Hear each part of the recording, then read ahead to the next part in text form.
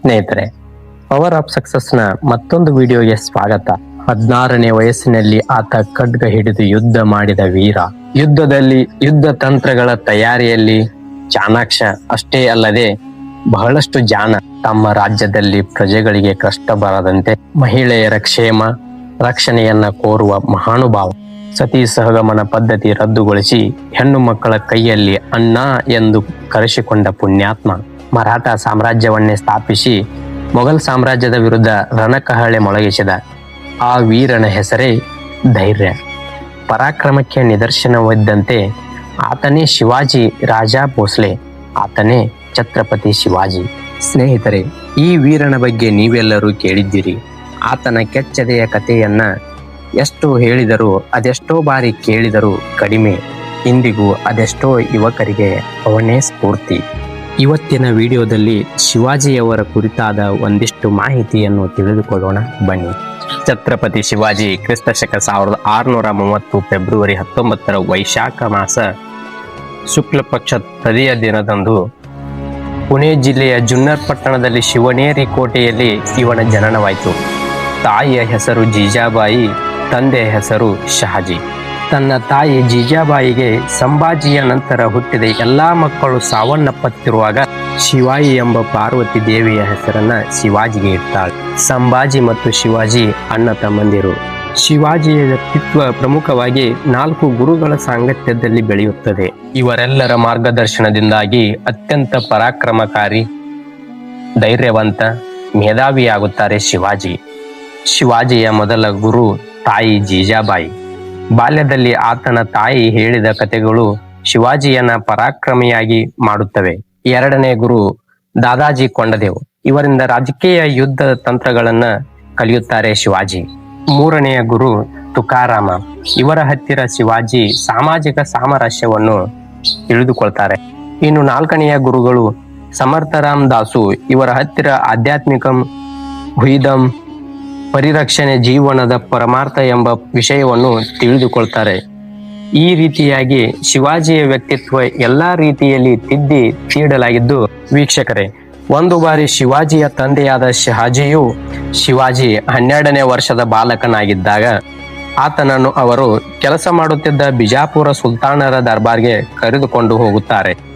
ಸುಲ್ತಾನರಿಗೆ ಸಲಾಂ ಮಾಡಿದ ತಂದೆ ಮಗನನ್ನು ಕೂಡ ಸಲಾಂ ಮಾಡು ಎಂದು ಹೇಳುತ್ತಾರೆ. ಆದರೆ ಶಿವಾಜಿಯು ತಾನು ಅನ್ಯ ರಾಜ್ಯರಿಗೆ ತಲೆಬಾಗಿಸಿ ಸಲಾಂ ಮಾಡುವುದಿಲ್ಲ ಎಂದು ಹೇಳುತ್ತಾರೆ. ಶಿವಾಜಿಯ ಈ ಧೈರ್ಯವನ್ನು ತಂದೆ ಶಹಾಜಿಯು ಮನಸ್ಸಿನಲ್ಲೇ ಮೆಚ್ಚಿಕೊಂಡು ಪ್ರಶಂಸಿಸುತ್ತಾರೆ. ಶಿವಾಜಿಯನ್ನ ಬಾಲ್ಯದಿಂದಲೇ ಅಷ್ಟೊಂದು ದೇಶಭಕ್ತಿ ಮತ್ತು ತನ್ನ ಧರ್ಮದ ಅಭಿಮಾನಿಯಾಗುವಂತೆ ಬೆಳೆಸಿದ್ದು ಆತನ ತಾಯಿ ಜೀಜಾಬಾಯಿ.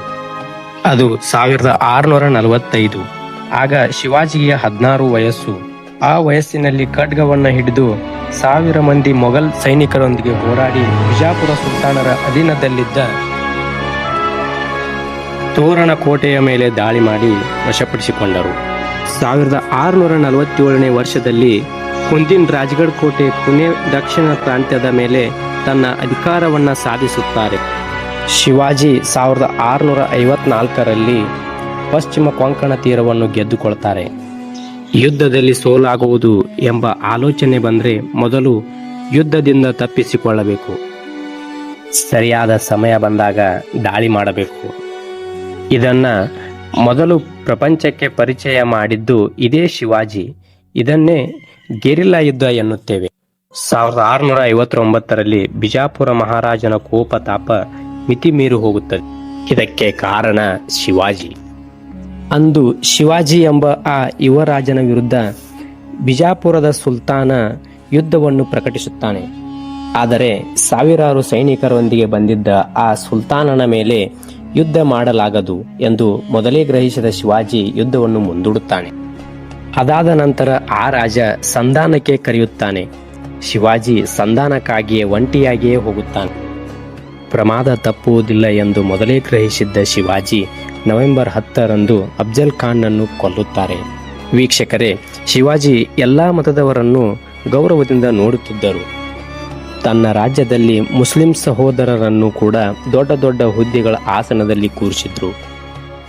ಗುಡಿ ಗೋಪುರಗಳ ಜೊತೆಗೆ ಅನೇಕ ಮಸೀದಿಗಳನ್ನು ಕೂಡ ಕಟ್ಟಿಸ್ತಾರೆ. ಶಿವಾಜಿ ತನ್ನ ಸೈನ್ಯದಲ್ಲಿ 3ನೇ 1 ಭಾಗ ಮುಸ್ಲಿಮರು ಕೂಡ ಇದ್ದರು. ಅದಲ್ಲದೆ ಪ್ರಮುಖ ವಿಭಾಗಗಳು ಆಯುಧ ವಿಭಾಗಕ್ಕೆ ಹೈದರ್ ಅಲಿ, ನಾವಿಕ ದಳ ವಿಭಾಗಕ್ಕೆ ಇಬ್ರಾಹಿಂ ಖಾನ್, ಮದ್ದುಗುಂಡು ವಿಭಾಗಕ್ಕೆ ಸಿದ್ದಿ ಇಬ್ರಾಹಿಂಗೆ ಅಧ್ಯಕ್ಷ ಪದವಿಯ ಜವಾಬ್ದಾರಿಯನ್ನು ಕೊಟ್ಟಿದ್ದರು. ಶಿವಾಜಿ, ರೌಲತ್ ಖಾನ್ ಮತ್ತು ಸಿದ್ದಿ ಖಾನ್ ಪೂರ್ತಿ ಸೈನ್ಯಕ್ಕೆ ಸೈನ್ಯಾಧ್ಯಕ್ಷರಾಗಿದ್ದರು. ವಿಶೇಷವೇನೆಂದರೆ ಶಿವಾಜಿ ಅಂಗರಕ್ಷಣೆಯಲ್ಲಿ ತುಂಬ ಪ್ರಮುಖವಾದಂತಹ ವ್ಯಕ್ತಿಯಾಗಿದ್ದರು. ಅದಾನಿ ಮೊಹಾತರ ಇವರು ಶಿವಾಜಿಯನ್ನು ಆಗ್ರಾ ಕೋಟೆಯಿಂದ ತಪ್ಪಿಸಿಕೊಳ್ಳಲು ಪ್ರಮುಖ ಪಾತ್ರ ವಹಿಸುತ್ತಾನೆ. ಶಿವಾಜಿ ಮಹಿಳೆಯರ ಕ್ಷೇಮವನ್ನು ಕೋರಿಕೊಳ್ಳುತ್ತಿದ್ದವನು. ಇದಕ್ಕೆ ಒಂದು ಒಳ್ಳೆಯ ಉದಾಹರಣೆ ಅಂತ ಇದನ್ನು ಹೇಳಬಹುದು. ಶಿವಾಜಿಯ ಸೈನಿಕರು ಒಮ್ಮೆ ತುಂಬ ಸುಂದರವಾದ ಮುಸ್ಲಿಂ ಮಹಿಳೆಯನ್ನು ಬಂಧಿಸಿ ಬಲವಂತದಿಂದ ಕರೆದುಕೊಂಡು ಬಂದು ಶಿವಾಜಿಯ ಮುಂದೆ ಹಾಜರುಪಡಿಸುತ್ತಾರೆ. ಶಿವಾಜಿ ಅವರು